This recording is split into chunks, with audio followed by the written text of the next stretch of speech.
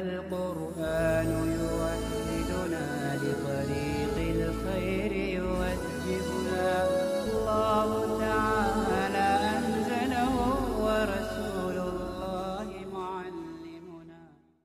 بسم الله الرحمن الرحیم. قلنا گفتن ہما زنا کہ دراصل قولنا بودا است. یہ ہمارا پنج گنج کا 12واں سبق ہے، اور آج کے اس سبق میں صاحب کتاب قلنا کی تعلیل کو بتلا رہے ہیں کہ قلنا اصل میں کیا تھا. تو کہتے ہیں کہ قلنا اصل میں قولنا تھا. اور قبل اس سے کہ ہم اس کی تعلیل بیان کریں، آپ مصنف کی عبارت کو سمجھ لیجئے. مصنف نے جگہ قلنا گفتن چہ زنا، یہ دراصل انہوں نے اس عبارت کا اضافہ کیا. یہ قلنا کا ترجمہ ہے، یہ صیغے کی تعین کے لیے کیا ہے.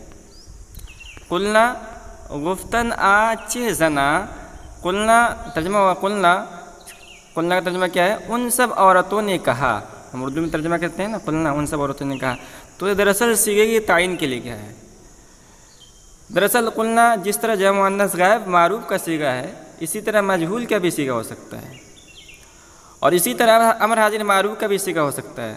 امر حاضر معروف جمع مؤنث حاضر، اس کا بھی صیغہ ہو سکتا ہے. تو مصنف نے تعین کے لیے کہ یہ جو قلنا جس کی ہم تعلیل کرنے جا رہے ہیں، یہاں یہ ماضی معروف کا جمع مؤنث غائب کا صیغہ مراد ہے، اور ہم اسی کی تعلیل کریں گے. اس کے لیے انہوں نے قلنا کا ترجمہ کر دیا ہے. تو قلنا اصل میں مصنف نے بتا دیا کہ قلنا اصل میں کیا تھا؟ قولنا بودا اس، قولنا تھا. اب اس کی تعلیل کیسے ہوئی ہے؟ تو اس میں دو قاعدوں کے حساب سے اس میں تعلیل کر سکتے ہیں. مصنف رحمۃ اللہ علیہ نے یہاں ایک دوسرا قاعدہ اختیار کیا ہے. تو پہلے ہم مصنف رحمۃ اللہ علیہ کے قاعدے کو سمجھتے ہیں، اور اس کے بعد جو ایک سیدھا سادہ قاعدہ ہے اس کے موافق ہم اس کی تعلیل کریں گے. پہلے ہم مصنف رحمۃ اللہ علیہ کے بعد کا ترجمہ کر لیتے ہیں سلیس انداز میں، اور پھر اس کے بعد عملی طور پر اس کی تعلیل کر کے دیکھیں گے کہ مصنف کہنا کیا چاہتے ہیں. تو کہتے ہیں قلنا گفتن ہما زنا، قلنا جس کا ترجمہ ہے ان سب عورتوں نے کہا، کہ دراصل قولنا بوداس، یہ اصل میں قولنا تھا. نقل کردہ از قولنا بقولنا آوردن، کہنا کہ ہم نے قولنا کو، قلنا کی اصل جو قولنا ہے اس کو ہم نے نقل کر کے قولنا بنا دیا، قولنا ہم لے کر آئے. واو اخت ضمہ بود، واو یہ ضمہ کی بہن تھی، یعنی ضمے کے مشابہ تھی. دیگر بروے دشوار داشتن، لہذا دوسرا ضمہ اس پر بھاری رکھ کر، ضمہ دیگر بروے دشوار داشتن، لہذا دوسرا ضمہ اس پر بھاری رکھ کر، نقل کر کے بما قبل داد، ما قبل کو دے دیا. دو ساکین وہم آمدن، تو دو ساکین اکٹھا ہو گئے. واو افتاد، واو گر گیا. قلنا شد، تو قلنا ہو گیا. اب اس کو ہم عملی طور پر دیکھتے ہیں کہ مصنف کہنا کیا چاہتے ہیں. تو یہ دیکھیں، یہ قلنا ہے. یہ قلنا اصل میں کیا تھا؟ یہ اصل میں تھا قولنا.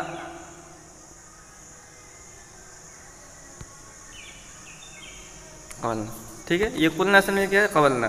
اب یہ بات یاد رکھیں کہ قلنا یہ اصل میں قولنا کہنے کا مطلب کیا ہے؟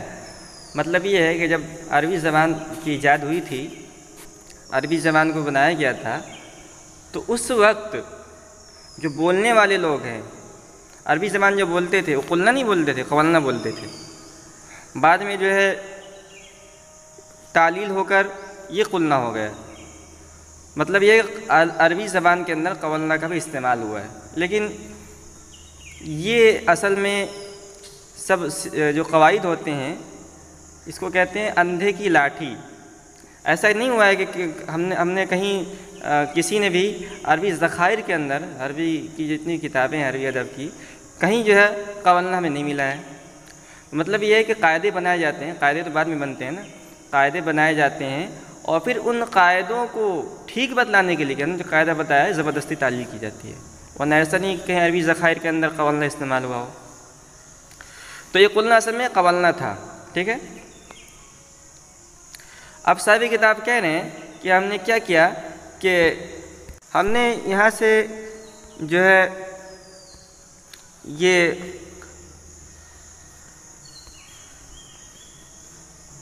جو قولنا ہے، ہم نے کیا کیا کہ یہ اس کے جو ہے فتح کو ہم نے ہٹا دیا اور اس کے پیش میں بدل دیا، اس کو ہم نے پیش کر دیا قولنا۔ تو قلنا جو اصل میں قولنا تھا ہم نے اس کو قولنا بنا دیا۔ اب کیوں بنایا اس کی وجہ بعد میں بتائیں گے۔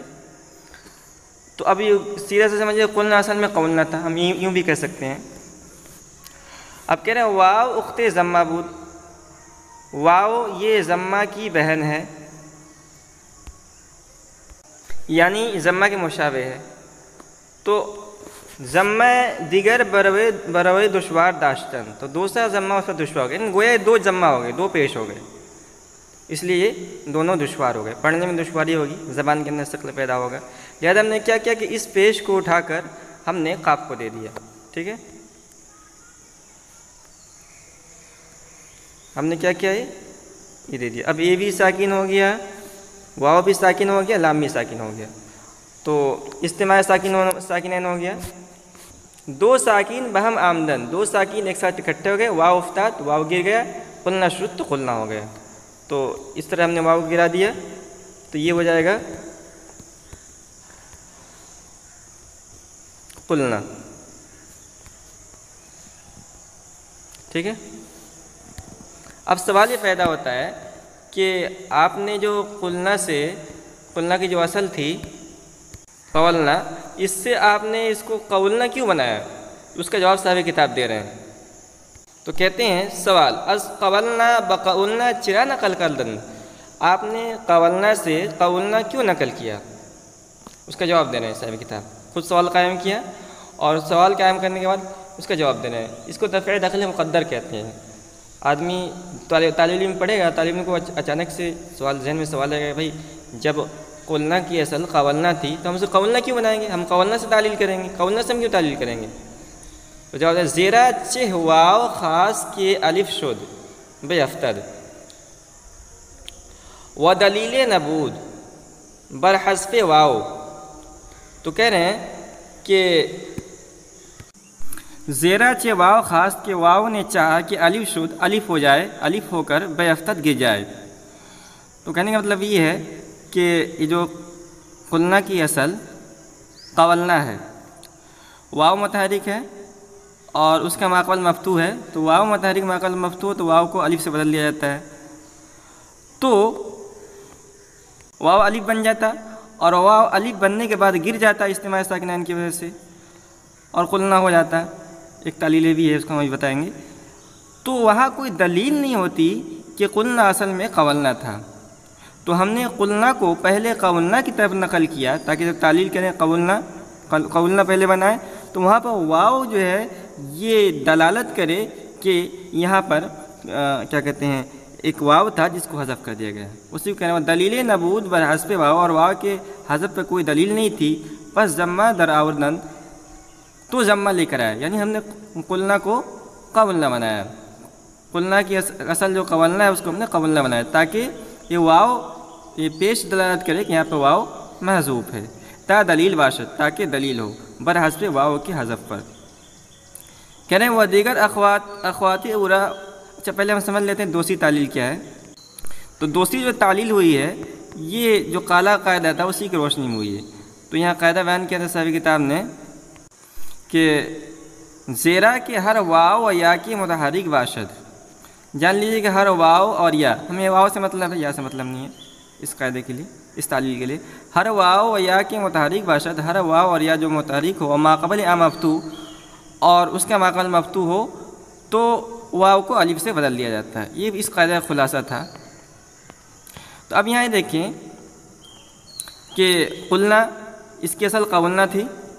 اب یہاں پر دیکھیں واو ہے، واو متحرک ہے، اور اس کا ماقبل مفتوح ہے. واو متحرک ہے یعنی واو پر جو ہے زبر ہے، اس کا ماقبل مفتوح ہے یعنی اس پر بھی زبر ہے. تو واو متحرک ماقبل مفتوح ہے تو واو کو ہم نے الف سے بدل دیا. ٹھیک ہے، تو یہ تھا قلنا کی اصل. واو متحرک ہے، اس کا ماقبل مفتوح ہے، تو اس واو کو ہم نے اس واو کو الف سے بدل دیا.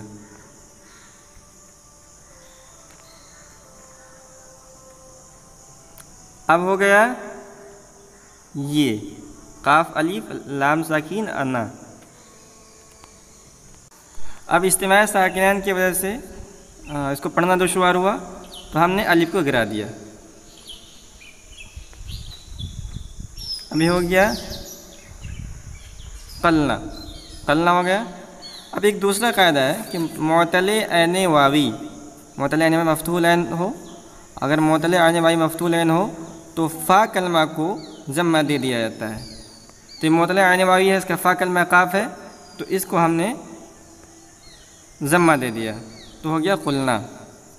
یہ دوسرا قاعدہ ہے، اسی کو زیادہ لوگ بیان کرتے ہیں. صاحب کتاب نے ایک علت کی وجہ سے دوسرا قاعدہ بیان کیا. کہہ رہے ہیں کہ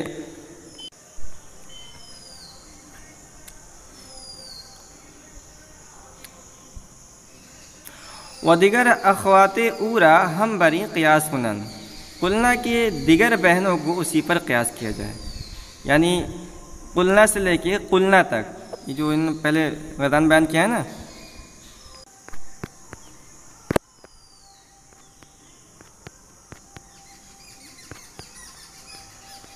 یہ دیکھیے گردان ہے، تو یہاں جو ہے انہوں نے جو صرف اس کی قلنا کی تعلیل بیان کی.